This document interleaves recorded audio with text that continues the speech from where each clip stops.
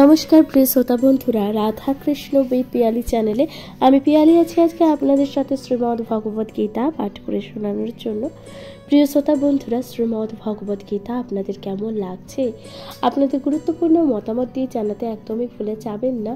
প্রিয় শ্রোতা বন্ধুরা, চ্যানেলে যদি প্রথমবার শুনে থাকেন অবশ্যই চ্যানেলটিকে সাবস্ক্রাইব করে দিয়ে এবং লাইক কমেন্ট শেয়ার করে পাশে থাকবেন। প্রিয় শ্রোতা বন্ধুরা, শ্রীমদ্ ভগবত গীতা যা সকল স্তরের ব্যক্তি তথা সকল সনাতন ধর্মের মানুষ সকল ব্যক্তিদের অবশ্যই শোনা বা পড়া উচিত। শ্রীমদ্ ভগবত গীতা যা জীবের প্রতিটি স্তরের মানুষদের জন্যই শোনা বা পড়া উচিত।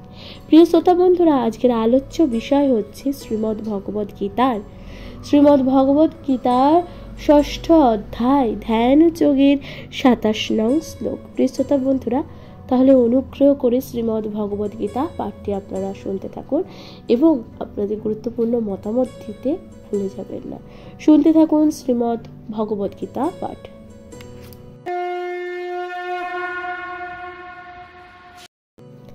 নমস্কার প্রিয় শ্রোতা বন্ধুরা, রাধা কৃষ্ণ উইথ পিয়ালি চ্যানেলে আমি পিয়ালি আছি আজকে আপনাদের সাথে শ্রীমদ্ ভগবত গীতার ৬ষ্ঠ অধ্যায় ধ্যান যোগের ২৭ নং শ্লোকে ভগবান শ্রীকৃষ্ণ কি বলেছেন, আসুন তার যথার্থ ব্যাখ্যা করা যাক।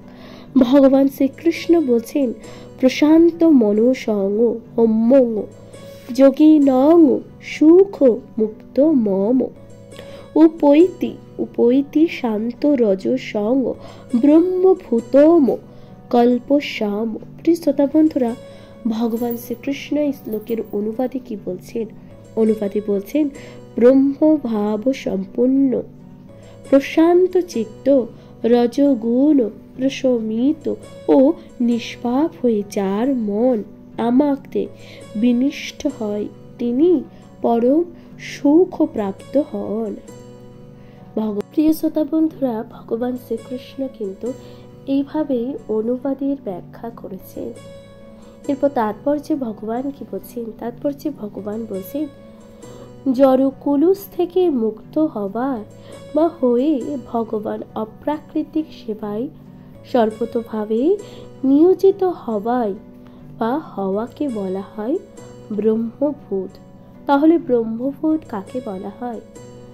ভগবান বলছেন যে ভগবানের অপ্রাকৃতিক সেবায় সর্বতোভাবে নিয়োজিত হওয়াকে বলা হয় ব্রহ্মভূত। মদ্বন্তিক লভতে পরাম, অর্থাৎ এই যে শ্লোকটি বললেন এর অর্থ কি?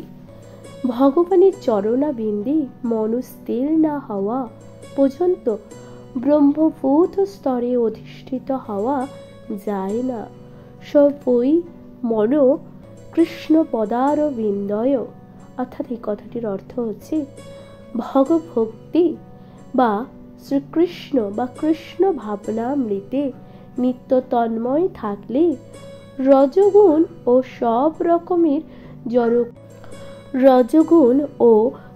রকমের জড়কুশল থেকে সম্পূর্ণভাবে মুক্ত হওয়া যায়।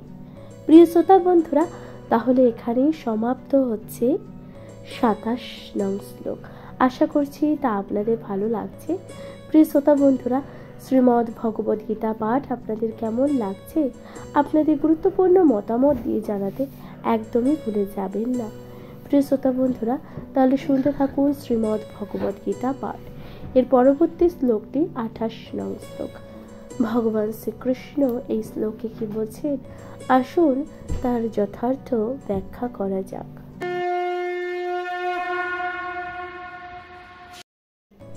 নমস্কার প্রিয় শ্রোতা বন্ধুরা, শ্রীমদ্ ভগবত গীতার ৬ষ্ঠ অধ্যায় ধ্যান যোগের ২৮ নং শ্লোকে ভগবান কি বলছেন? ভগবান বলছেন, যুঞ্চনেবং সদাত্মানাং যোগী বিগত কল্পোষ সুখেন ব্রহ্ম সংস্পর্শ মত্তান্তং সুখম অগ্নুস্তেতে। অর্থাৎ এই যে শ্লোকটি ভগবান বললেন, এই শ্লোকের অনুবাদে ভগবান শ্রীকৃষ্ণ কি বলছেন? ভগবান বলছেন, এভাবে আত্মসংযোগী যোগী নিরন্তর যোগ ও সাধনায় স্থির থেকে জড় জগতের সমস্ত কুলুষ থেকে মুক্ত হন এবং এবং ভগবানের প্রেমময়ী সেবার মাধ্যমে ব্রহ্ম সংস্পর্শ রূপ পরম সুখ আস্বাদন করেন। ভগবান শ্রীকৃষ্ণ এইভাবে কিন্তু অনুবাদের ব্যাখ্যা করেছেন। এরপর ভগবান তাৎপর্যে কি বলছেন? তাৎপর্যে বলতে গিয়ে প্রিয় শ্রোতা বন্ধুরা, ভগবান শ্রীকৃষ্ণ তাৎপর্যের ব্যাখ্যা করতে গিয়ে বলেছেন যে আত্মোপলব্ধির অর্থ হচ্ছে ভগবানের সঙ্গে আমাদের যে নিত্য সম্পর্কের পরিপ্রেক্ষিতে আমাদের স্বরূপের সম্বন্ধে জানা। জীবাত্মা ভগবানের অপরিহার্য অংশ এবং ভক্তি সহকারে ভগবানের সেবা করাই তার পরম কর্তব্য। ভগবানের সঙ্গে এই অপ্রাকৃতিক সম্পর্ককে বলা হয় ব্রহ্ম সংস্পর্শ। ভগবান শ্রীকৃষ্ণ তাহলে কি বলছেন? দেখুন, এই যে ভগবানের সঙ্গে যে জীবের যে সম্পর্ক, যে অপ্রাকৃতিক সম্পর্ক, তাকে তাহলে কি বলছে? তাকে বলছে ব্রহ্ম সংস্পর্শ। প্রিয় শ্রোতা বন্ধুরা, এরপর 29 নং শ্লোকে ভগবান কি বলছেন আসুন তার যথার্থ ব্যাখ্যা করা যাক।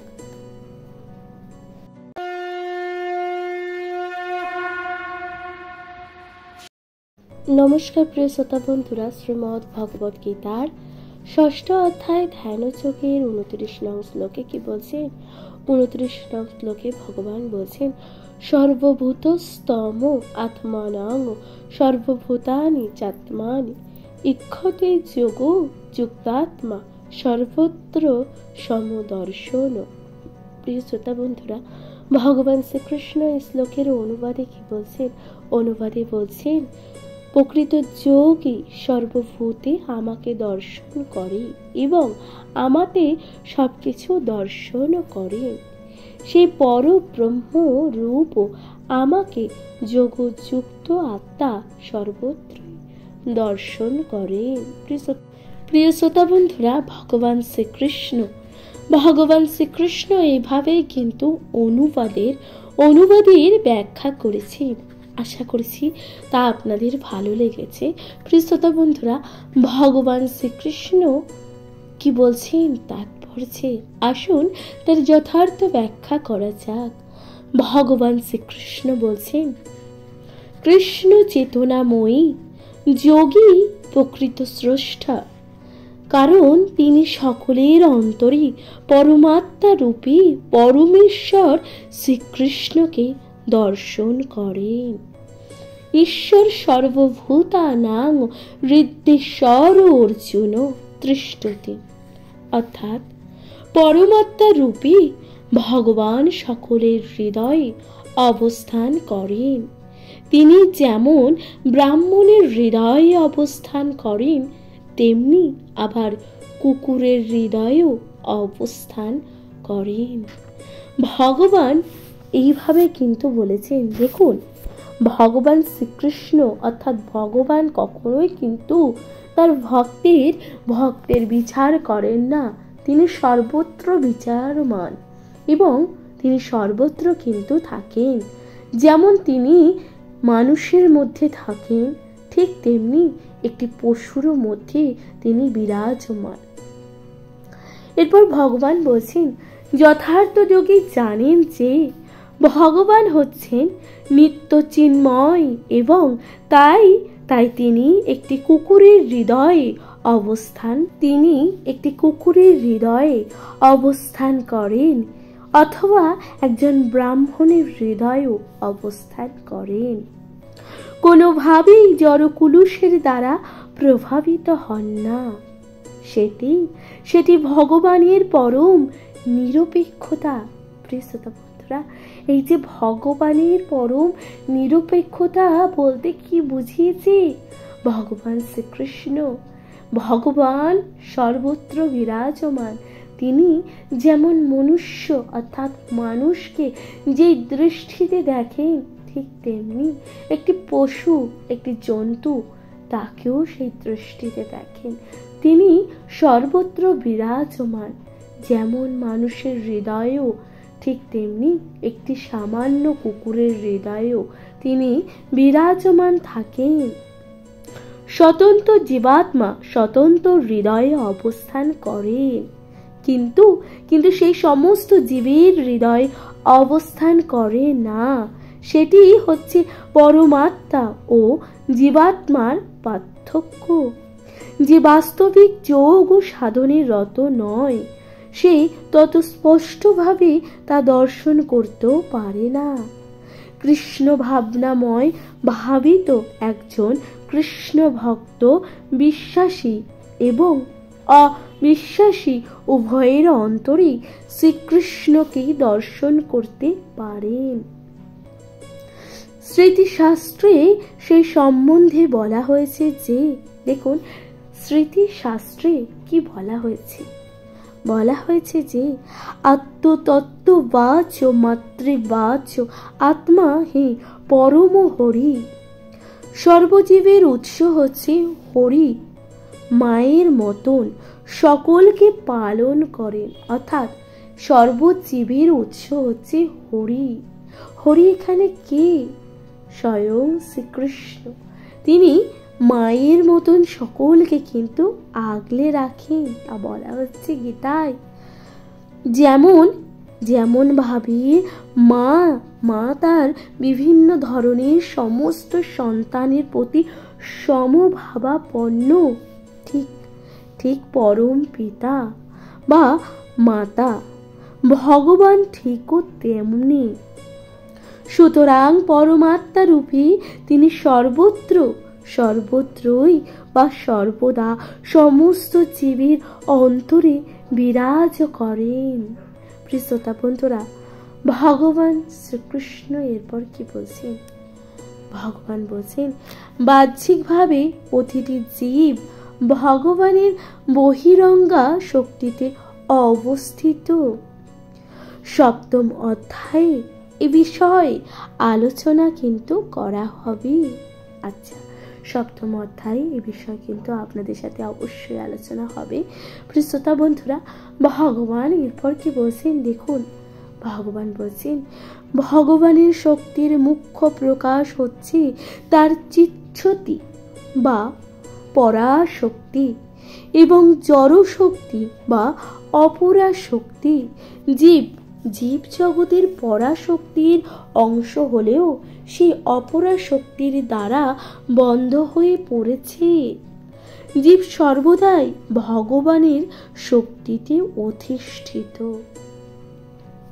প্রতিটি জীবই কোনো না কোনো ভাবে ভগবানের মধ্যে অবস্থিত। শ্রোতা বন্ধুরা, ভগবান কিন্তু আগেই বলেছে যে ভগবানের অন্তর অর্থাৎ ভগবান কিন্তু সকল জীবের অন্তরে বসবাস করে। ঠিক তাই বলছে যে প্রতিটি জীব কোনো না কোনোভাবে ভগবানের মধ্যে অবস্থিত। এরপর ভগবান বলছেন, যোগী সর্বভূতে সমদৃষ্টি সম্পন্ন, কারণ তিনি দেখেন জীব সমূহ তাদের কর্মফল অনুসারে ভিন্ন ভিন্ন পরিস্থিতিতে থাকলেও সর্ব অবস্থাতেই তারা ভগবানের নিত্য দাস। জীব যখন ভগবানের অপরাশক্তিতে বদ্ধ অবস্থায় থাকে তখন সে জড় ইন্দ্রিয়ের দাসত্ব করে। আর যখন সে ভগবানের পরাশক্তিতে অধিষ্ঠিত হয় তখন সে সাক্ষাৎ ভগবানের সেবায় নিয়োজিত হয়।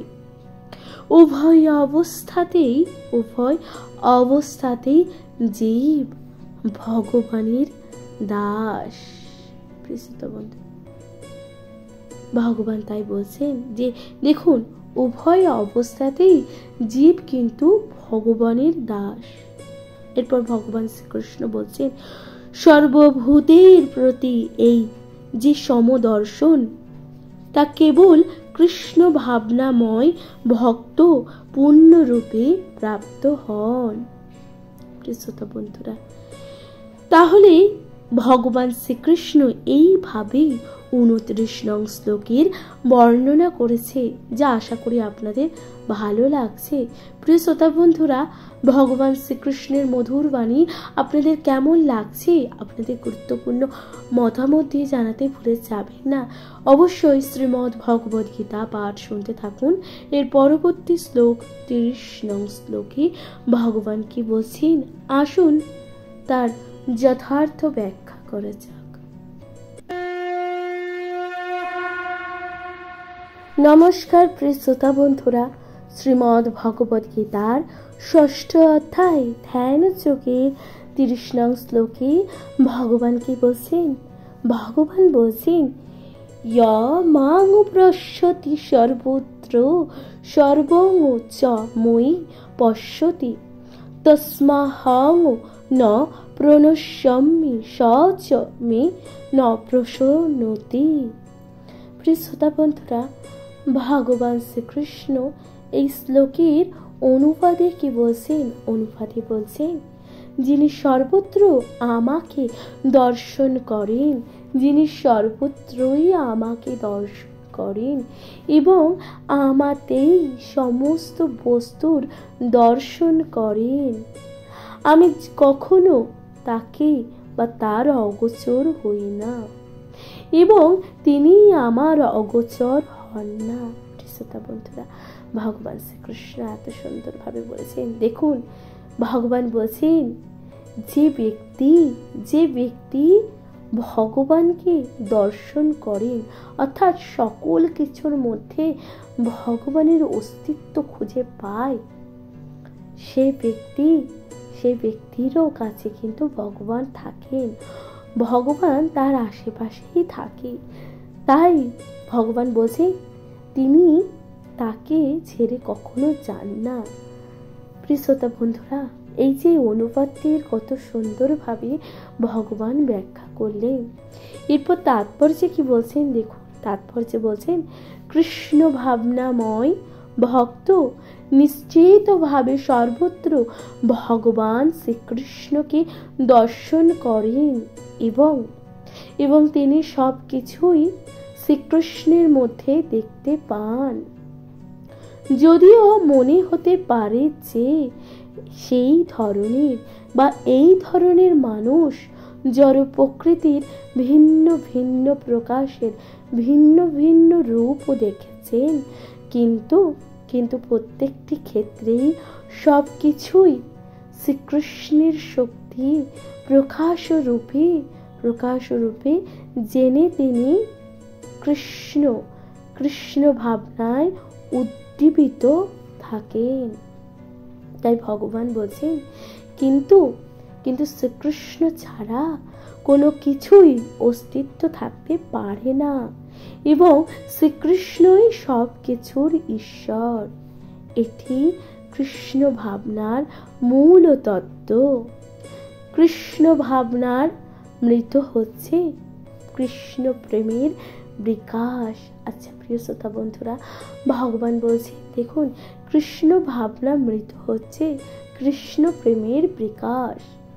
এই স্তর জড় বন্ধন থেকে মুক্তির ঊর্ধ্বে ভগবান তাই বলছেন, দেখুন, আত্মোপলব্ধির অতীত কৃষ্ণ ভাবনার এই স্তরে ভক্ত শ্রীকৃষ্ণের সঙ্গে একাত্ম হয়ে যান, অর্থাৎ তার কাছে তখন সবকিছুই কৃষ্ণময় হয়ে ওঠে এবং তিনি তখন পূর্ণরূপী কৃষ্ণ প্রেমী আবিষ্ট হয়ে যান।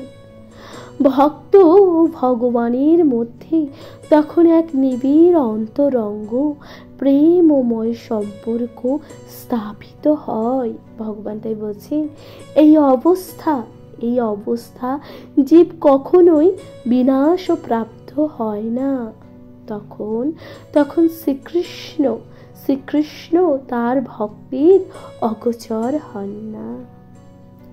ভগবান শ্রীকৃষ্ণ বলছেন, দেখুন শ্রীকৃষ্ণ কিন্তু তার ভক্তের অগোচর হন না।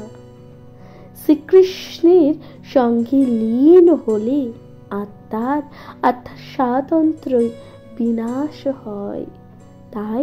তাই ভক্ত কখনো এই ধরনের ভুল করেন না। ব্রহ্ম সংহিতায় বলা হয়েছে যে, শ্রোতা বন্ধুরা, ব্রহ্ম সংহিতায় কি বলেছেন দেখুন, একটি সুন্দর শ্লোক যা আপনাদের সামনে পাঠ করে শোনাচ্ছি, যা ব্রহ্ম সংহিতায় বলা হয়েছে। প্রেমাঞ্জন ছুরিত ভক্তি বিলোচনেন সন্ত সদৈব হৃদয়েষু বিলোকয়ন্তি ইয়ং শ্যাম সুন্দরম চিন্ত গুণ স্বরূপং গোবিন্দামি আদি পুরুষং তমোহং ভজামি। শ্রোতা বন্ধুরা, ভগবান শ্রীকৃষ্ণ এই যে ব্রহ্ম সংহিতাতে কি বলেছেন, ব্রহ্ম সংহিতার এই যে শ্লোকের অর্থই বাকি এখানে বলছে, দেখুন, প্রেমাঞ্জন দ্বারা রঞ্জিত ভক্তি চক্ষু বিশিষ্ট সাধুরা যে অচিন্ত গুণ সম্পূর্ণ শ্যাম সুন্দর শ্রীকৃষ্ণকে হৃদয়ে অবলোচন করেন, সেই আদি পুরুষ গোবিন্দকে আমি ভজনা করি।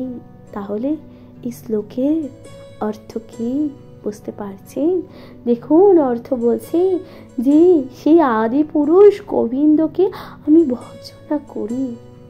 ভগবান এরপর বলছেন, প্রেমের এই স্তরে পরমেশ্বর ভগবান শ্রীকৃষ্ণ কখনোই তার ভক্তের অগোচর হন না এবং ভক্ত ভগবানের দর্শন থেকে বিচ্ছিন্ন হন না। যে সিদ্ধ যোগী তার হৃদয়ে পরমাত্মা রূপে ভগবানকে দর্শন করেছেন, তিনিও একইভাবে নিরন্তর ভগবানকে দর্শন করেন।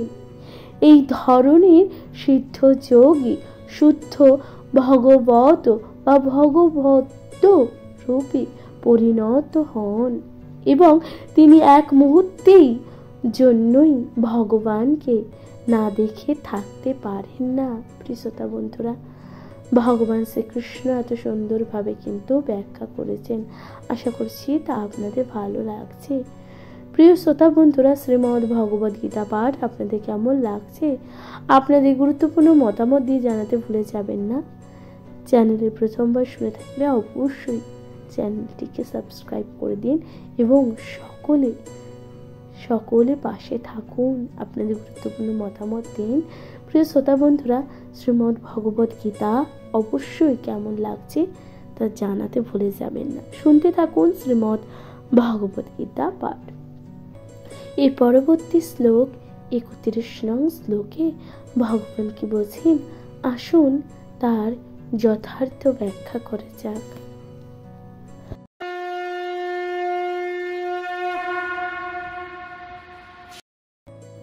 নমস্কার প্রিয় শ্রোতা বন্ধুরা, শ্রীমদ্ ভগবদ গীতার 6ষ্ঠ অধ্যায় ধ্যান যোগে 31 নং শ্লোকে ভগবান শ্রীকৃষ্ণ কি বলছেন, ভগবান বলছেন, সর্বভূত স্থিতং যো মাং ভজত কত্তমা অবস্থিত সর্বদা বত্রম অনুপি সযোগী মই বর্ততে।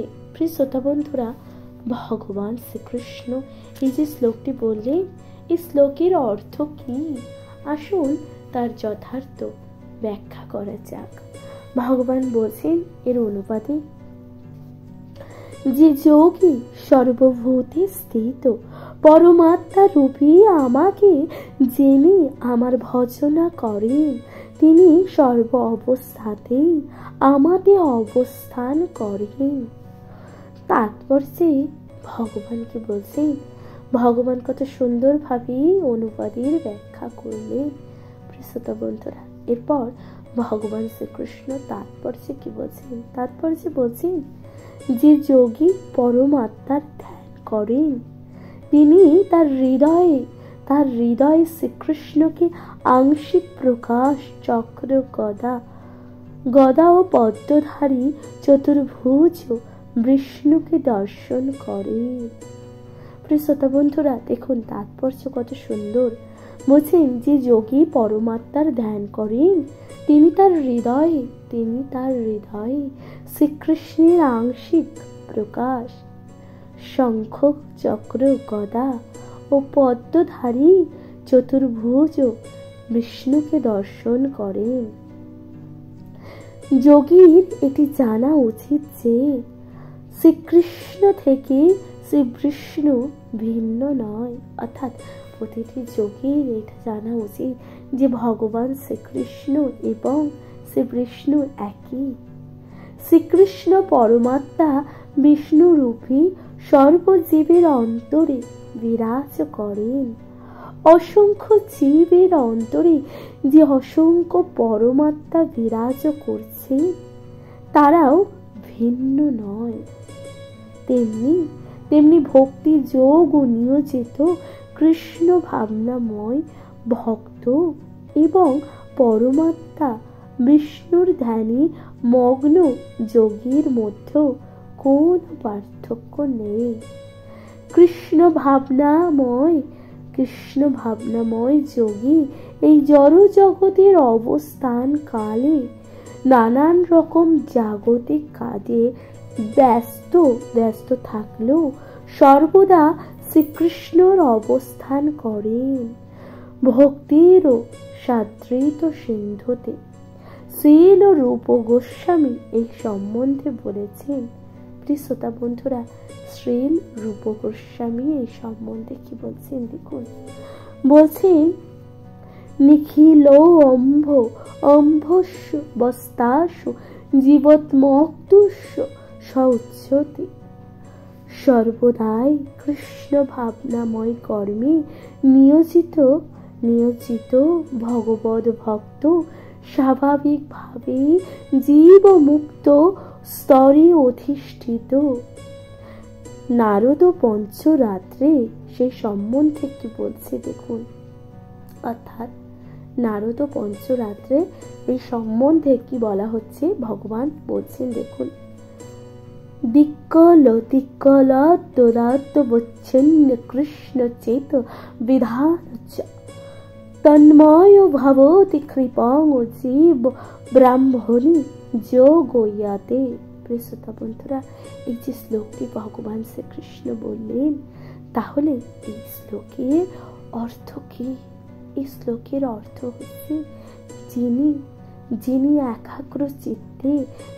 একাগ্র চিত্তে স্থান ও কালের অতীত শ্রীকৃষ্ণের সর্বব্যাপক চিন্ময় রূপের ধ্যান করেন, তিনি কৃষ্ণ ভাবনাময় তন্ময় হন এবং শ্রীকৃষ্ণের চিন্ময় সান্নিধ্য লাভ করে দিব্য আনন্দ অনুভব করেন। শ্রোতা বন্ধুরা, ভগবান শ্রীকৃষ্ণ তাই বলছেন কৃষ্ণ ভাবনাময় মগ্ন হওয়াটাই যোগ ও সাধনার ধ্যানের সর্বোচ্চ স্তর। অর্থাৎ এই যে ধ্যানের সর্বোচ্চ স্তরের বর্ণনা করতে গিয়ে ভগবান বলছেন যে কৃষ্ণ ভাবাপন্ন অর্থাৎ কৃষ্ণ ভাবনায় মগ্ন হওয়াটাই কিন্তু ধ্যান করার সর্বোচ্চ স্তর। সমাধিযুক্ত যোগী যখন উপলব্ধি করতে পারেন যে ভগবান অর্থাৎ পরমেশ্বর ভগবান শ্রীকৃষ্ণ পরমাত্মা রূপে সর্বজীবের অন্তরে বিরাজ করেছেন, তখন তিনি সমস্ত কুলুষ থেকে মুক্ত হন।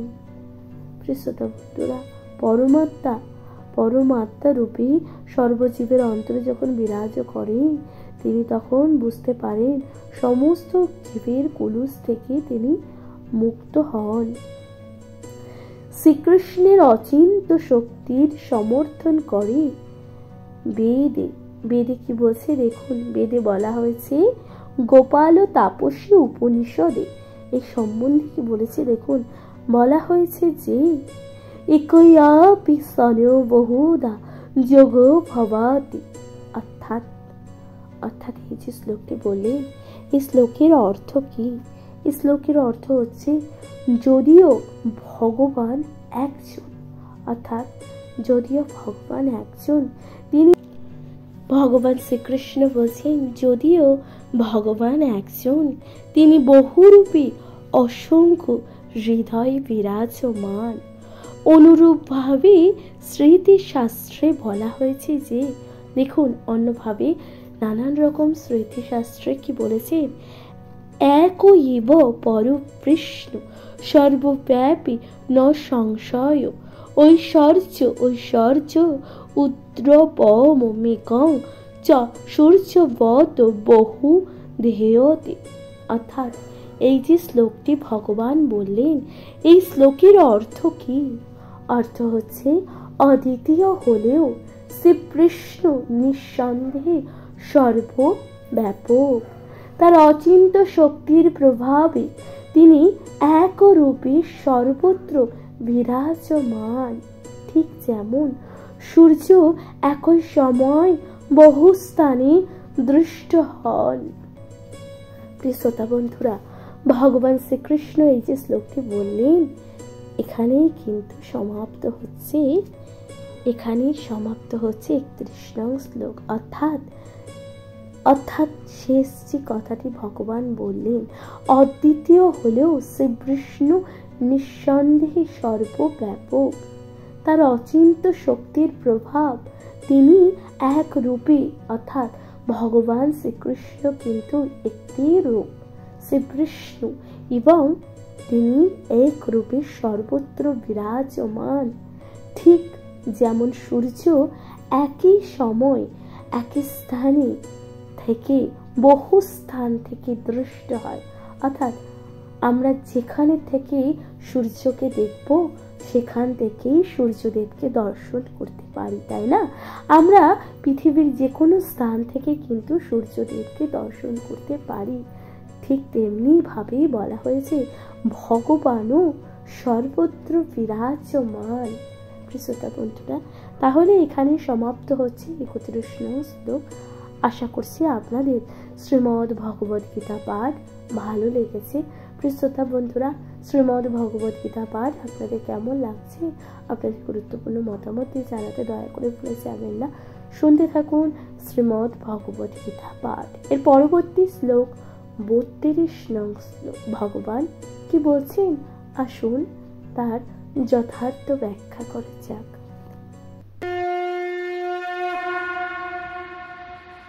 নমস্কার প্রিয় শ্রোতা বন্ধুরা, শ্রীমদ্ ভগবদ গীতার 6ষ্ঠ অধ্যায় ধ্যান যোগের 32 নং শ্লোকে ভগবান শ্রীকৃষ্ণ কি বলছেন দেখুন। 32 নং শ্লোকে ভগবান শ্রীকৃষ্ণ বলছেন আত্মোপমনো সর্বত্রময়ং পশ্যতি যোগর্জুন সুখং বা ইয়ারি বা দুঃখং স যোগী পরম মত। ভগবান শ্রীকৃষ্ণ এই যে শ্লোকটি বললেন, এই শ্লোকে অনুবাদে ভগবান কি বলছেন? অনুবাদে বলছেন, হে অর্জুন, যিনি সমস্ত জীবের সুখ ও দুঃখকে নিজের সুখ ও দুঃখের অনুরূপী সমানভাবে দর্শন করেন, আমার মতে তিনি সর্বশ্রেষ্ঠ যোগী। শ্রোতা বন্ধুরা, ভগবান শ্রীকৃষ্ণ তাই বলছেন যে অর্জুনকে বলছেন, হে অর্জুন, দেখো, যে সকল জীবের দুঃখ কষ্টকে নিজের দুঃখ কষ্টে অনুরূপে সমানভাবে দেখে, সে কিন্তু আমার কাছে, অর্থাৎ ভগবানের কাছে সর্বশ্রেষ্ঠ যোগী। ভগবান তাৎপর্যে কি বলছেন জানেন? এই যে শ্লোকে তাৎপর্যে বলছেন, কৃষ্ণ ভাবনাময় ভক্তই পরম যোগী। অর্থাৎ যে সকল কৃষ্ণ ভাবনাময় ভক্ত থাকবে তারাই পরম যোগী। নিজের অনুভূতির পরিপ্রেক্ষিতে তিনি সকলের সুখ ও দুঃখের সম্বন্ধে সচেতন। ভগবানের সঙ্গে শাশ্বত সম্পর্কের কথা ভুলে যাবার ফলে জীব ক্লেশ ভোগ করে। আবার শ্রীকৃষ্ণকে মানুষের সমস্ত কার্যকলাপের পরম ভোক্তা, তাই সমস্ত দেশ গ্রহলোকের মহেশ্বর এবং সমস্ত জীবের অন্তরঙ্গ সুহৃদয় বলে জানাটাই সুখের কারণ। সিদ্ধি যোগী জানেন যে জড় প্রকৃতির গুণে আবদ্ধ জীব শ্রীকৃষ্ণের সঙ্গে তার নিত্য সম্পর্কের কথা ভুলে যাওয়ার ফলে ত্রিতাপ ও ক্লেশ ভোগ করছেন। অর্থাৎ আর কৃষ্ণ ভাবনাময় ভক্ত নিজে আনন্দের স্বাদ লাভ করার ফলে সর্বত্র কৃষ্ণ ভাবনামৃতের জ্ঞান ও বিতরণ করার চেষ্টা করেন। যেহেতু যথার্থ যোগে কৃষ্ণ ভাবনামৃতের গুরুত্ব প্রচার করার জন্য প্রয়াসী হন, তাই তিনি জগতের শ্রেষ্ঠ পরোপকারী এবং তিনি ভগবানের সর্বাপেক্ষা প্রিয় সেবক। তাই এখানে ভগবান বলছেন ভগবানের প্রিয় সেবক। এরপর বলছে যে ন চ তস্মান্ন নূন শেষ কস্মিন প্রিয়কৃতাম। পক্ষান্তরে কৃষ্ণ ভক্ত জীবের কল্যাণ সাধনে নিত্য তৎপর, তাই তিনি সকলের প্রকৃত সুহৃদয়। তিনি সর্বোত্তম যোগী, কারণ তিনি ব্যক্তিগত স্বার্থ সিদ্ধির জন্য যোগের সিদ্ধি কামনা করেন না। সমস্ত জীবের কল্যাণ সাধনের জন্য সচেষ্ট থাকেন। তিনি অন্য জীবের প্রতি হিংসা পরায়ণ হন না।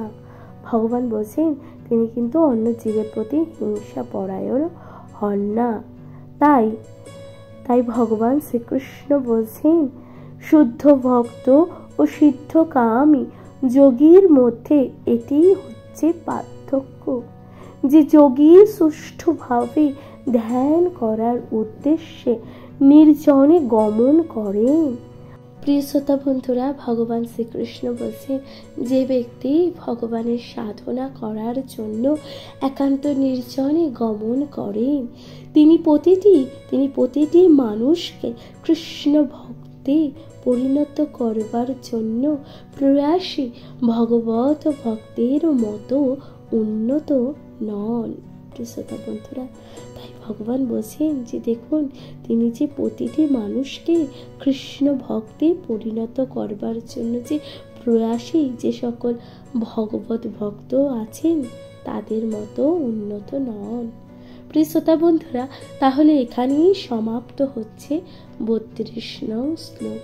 আশা করছি আপনাদের তা ভালো লাগছে। শ্রীমদ্ ভগবদ গীতা পাঠ আপনাদের কেমন লাগছে দয়া করে আপনাদের গুরুত্বপূর্ণ মতামত দিয়ে জানাতে ভুলে যাবেন না। প্রিয় শ্রোতা বন্ধুরা, অবশ্যই শুনতে থাকুন শ্রীমদ্ ভগবদ গীতা পাঠ। এর পরবর্তী শ্লোক 33 নং শ্লোক। আশা করছি তা আপনাদের ভালো লাগবে। শুনতে থাকুন পরবর্তী শ্লোক 33 নং শ্লোক। ভগবান শ্রীকৃষ্ণ এই শ্লোকে কি বলেছেন আসুন তার যথার্থ ব্যাখ্যা করা যাক। নমস্কার প্রিয় শ্রোতা বন্ধুরা, শ্রীমদ্ ভগবদ গীতায় 6ষ্ঠ অধ্যায় 33 নং শ্লোকে অর্জুন উবাচ, অর্থাৎ এই যে শ্লোকটির ব্যাখ্যা করতে চলেছি এই শ্লোকে অর্জুন বলছে, তাই এখানে প্রথমেই বলা হচ্ছে অর্জুন উবাচ। এরপর কি বলছে আসুন। জগত্তয়া বুদ্ধং সাম্যেন মধুসূদন ইতু সাম্যং ন প্রস্যামি চঞ্চলতাত স্থিতিতর স্থিরাম। শ্রোতা বন্ধুরা, এই যে শ্লোকটি ভগবান বললেন, এই যে শ্লোকটি এখানে অর্জুনের মাধ্যমে ভগবান বললেন, অর্থাৎ এই শ্লোকের অনুবাদে কি বলছেন ভগবান? অনুবাদে ভগবান বলছেন যে অর্জুন বললেন, হে মধুসূদন, হে মধুসূদন, তুমি সর্বত্র সমদর্শন রূপে যে যোগীর উপদেশ করে বা করলে, মনের চাঞ্চল্যের কারণে আমি তার স্থায়ী স্থিতি দেখতে পাচ্ছি না। তাই বলছে অর্জুন এটা বাসুদেব শ্রীকৃষ্ণকে জিজ্ঞাসা করছে, তুমি যে সমদর্শ রূপ ও যে যোগের উপদেশ দিলে, তাহলে মনের চাঞ্চল্যতার কারণে আমি কিন্তু তা স্থায়ী স্থিতি দেখতে পাচ্ছি না। শ্রোতা বন্ধুরা, তাহলে এর তাৎপর্য কি বলছেন ভগবান? তাৎপর্যে ভগবান বলছেন, ভগবান শ্রীকৃষ্ণ অর্জুনের কাছে শৌচি দেশ থেকে শুরু করে যোগ ও পরম পর্যন্ত যে যোগের পদ্ধতি বর্ণনা করেছেন, অর্জুন এখানে নিজের অক্ষমতার কথা বিবেচনা করে তা গ্রহণ করে অস্বীকার করেছেন। এই কলিযুগে সাধারণ মানুষের পক্ষে গৃহ ত্যাগ করে পাহাড় পর্বত বা অথবা বনের জঙ্গলে গিয়ে নির্জন স্থানে যোগ অভ্যাস করা সম্ভব নয়। শ্রোতা বন্ধুরা, এই যে ঘোর কলিযুগে সাধারণ মানুষের পক্ষে বনে বাদারে কিংবা নির্জন স্থানে গিয়ে ধ্যান করা কিন্তু সম্ভব নয়। তাহলে কি করতে হবে? তাহলে এই যুগের ত্রুটি হচ্ছে স্বল্পায়ু বিশিষ্ট জীবনের জন্য তিক্ত জীবন সংগ্রাম সাধনের বা সাধারণ মানুষ অত্যন্ত সরল ও বাহ্যিক বা ব্যবহারিক রূপী পন্থা অবলম্বন করেও পরমার্থ সাধনের জন্য আগ্রহী নন। তাহলে নিয়ন্ত্রিত জীবনযাত্রা উপবেশনের প্রক্রিয়া, স্থান নির্বাচন এবং জড় বিষয় থেকে মনকে নিরাসক্ত করে অত্যন্ত দুরূহ বা দুঃসাধ্য যোগের সাধন তারা কিভাবে করবে? ভগবান তাই বলছেন, তাই বাস্তব জীবন সম্বন্ধে অভিজ্ঞ অর্জুন চিন্তা করলেন, এমনকি বিভিন্ন দিক থেকে তার পরিস্থিতি অনেক অনুকূল থাকলেও এই যোগ সাধনা করা একান্তই অসম্ভব ছিল। অর্জুন ছিলেন অতি উচ্চ বংশজাত রাজকুমার এবং নানাবিধ গুণের বিচারে অত্যন্ত উন্নত। তিনি ছিলেন মহান যোদ্ধা, দীর্ঘায়ু সম্পন্ন এবং সর্বোপরি তিনি ছিলেন পরমেশ্বর ভগবান শ্রীকৃষ্ণের অন্তরঙ্গ সখা। আজ থেকে 5000 বছর আগে অর্জুন সুযোগ সুবিধা আমাদের তুলনায় অনেক উন্নত ছিল, কিন্তু তা সত্ত্বেও তিনি এই যোগ ও সাধনা বা সাধন করতে অস্বীকার কিন্তু করেননি। প্রকৃতপক্ষে কখনোই এই বা তার অনুশীলন, এই যোগ অনুশীলন করা কখনোই কোনো উল্লেখ ইতিহাসে পাওয়া যায় না। তাই কলিযুগে এই পদ্ধতি সাধারণত মানুষের পক্ষে অসম্ভব বা অবলম্বন করে অসম্ভব বলে বিবেচিত হয়ে থাকে। কয়েকজন বিশেষ মানুষের পক্ষে তা সম্ভব হতে পারে, কিন্তু সাধারণ পক্ষে এটি অসম্ভব।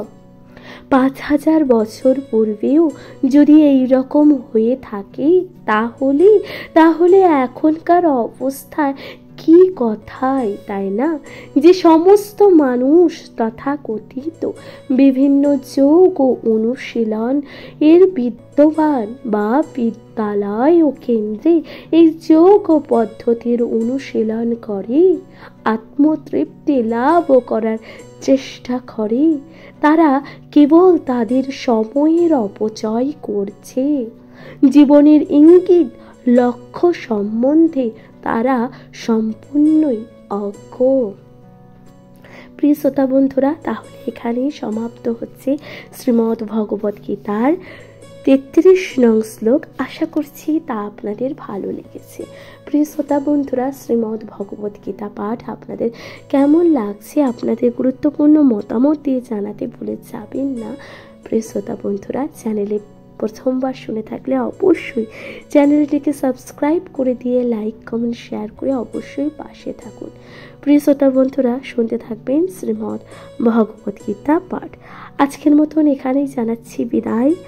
ভালো থাকুন, সুস্থ থাকুন, নমস্কার।